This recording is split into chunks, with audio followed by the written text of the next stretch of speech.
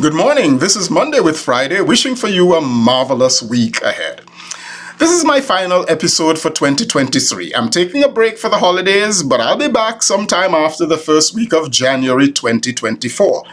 Now, if you're still shopping for Christmas gifts, why not go on over to Amazon.com and order this book for someone you know in a leadership position, and you know the world desperately needs better leaders. They will thank you for it. It's the week before Christmas. And all in my head is the feeling there's something that's left to be said. I've seen you each Monday to offer my views and tried to be smart while dissecting the news. I've tried to be broad in the topics I've touched, and I know that sometimes you all wished I had hushed. There are many things more that I've never attempted, but I hope I've delivered some thoughts you've accepted. When each week rolls by, there arises a clatter. I cannot keep up and address every matter. Like last month, the guy who arrested for fraud, he went straight to jail after fleeing abroad. The Bahamas he chose, there he fled, tried to hide. His bitcoins and bits, now in prison, his hide.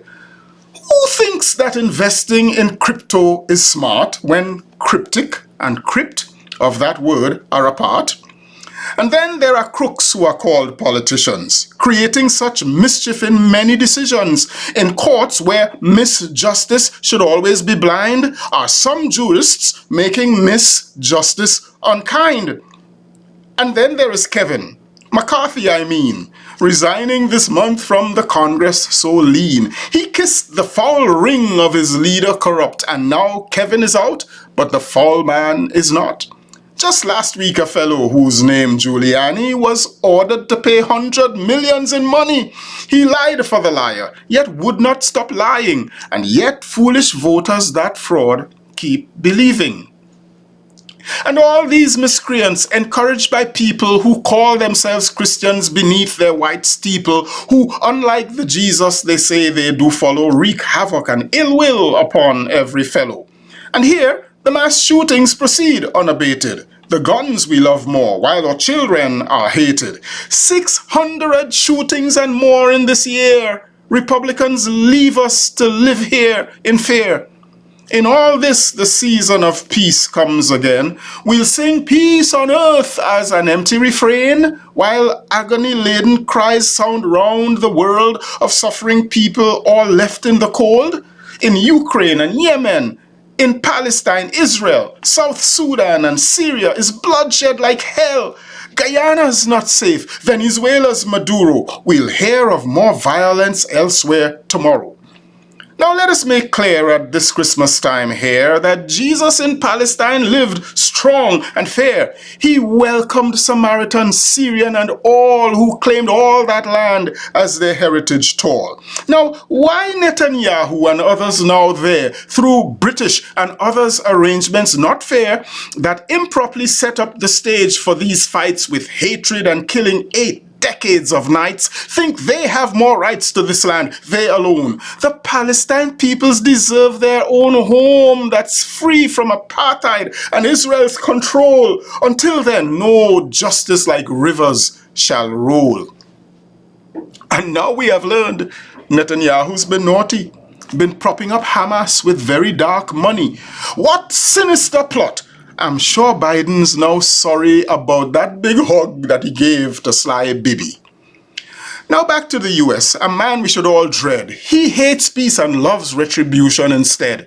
He celebrates despots, dictators, and strongmen, and longs to snag power to be just like them. I tell you, this man is not jolly like Santa. The bag that he carries is loaded with rancor. I warn us again that it's mayhem he'll bring, and only a new year of old hell will ring. And running against him for now is a young man, obnoxious in attitude, shallow in plan. For all that this candidate spews from his mouth is ChatGPT stuff, Chris Christie did shout. Whenever he speaks, Nikki Haley did say, she feels twice dumb after, for that's Vivek's way. And although Chris Christie the truth declares bold, some hearers their souls to the devil are sold. It is to a world and a time quite like this. A baby was born with an interesting twist. He came for to challenge a self-serving king, and how he used power did make the world sing.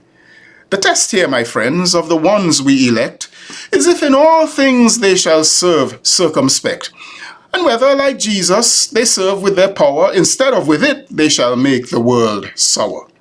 Now voter, now viewer, now woman, now man, as Christmas approaches, let's do what we can to revise our thinking on how best to manage our world so our grandchildren won't have bad baggage. It is the best gift we can give everywhere, so plan now to go through the season with care and into the new year with serious resolve to let true humanity once more evolve. Now dash away. Dash away all. A bright, cheery Christmas for you I now call. Remember the Savior whose life we remember, and change all your thinking to change your behavior. Take time to discern that not all who say Jesus do justice or goodwill as his imitators. Be wise and be smart and take care of your heart. Let truth be forever the place where you start. Remember that Christmas demands we be neighbor, for Jesus, when born, had to lie in a manger, and not long thereafter to Egypt did flee. As refugee where met with welcome was he. This wicked exclusiveness taking the world is cancerous danger and worthless and cold. This lying and hating we now seem to crave shall leave the whole world lying deep in a grave.